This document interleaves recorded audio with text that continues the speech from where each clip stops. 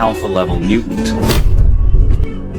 I may not be Omega level, but I am still one of the most beloved mutants of all time. I possess an incredible healing factor, allowing me to recover from injuries in moments. Later in the Weapon X program, my skeleton was fused with indestructible adamantium, making my bones harder than steel. What were once bone claws became claws coated in adamantium, sharp enough to cut through almost anything, turning my combat power up to another level instantly.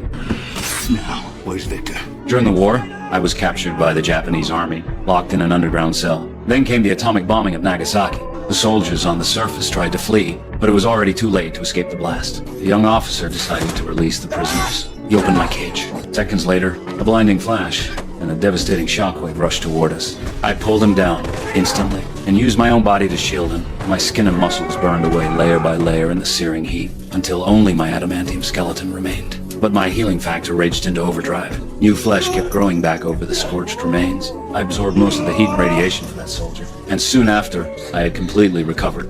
Won't stop. No pain? You have no... Oh yeah, pain. Plenty of pain. Later, mutants were seen as a global threat. The government began developing a so-called cure to suppress mutant powers. Magneto led an uprising of mutants and resistance. In the end, Jean Grey was consumed by the Phoenix Force, unleashing destructive power on a godlike scale, reducing everything around her to dust. I'm the only one who can stop. Get everyone to safety. Go!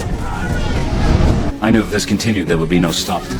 So I forced myself to walk toward her step by step. Each time I moved closer, my body was torn apart again and again. But my healing factor restored me in an instant. And when I finally reached Jean... You would die for them. No, not for them. For you. I love you. I had no choice but to end her life with my own hands.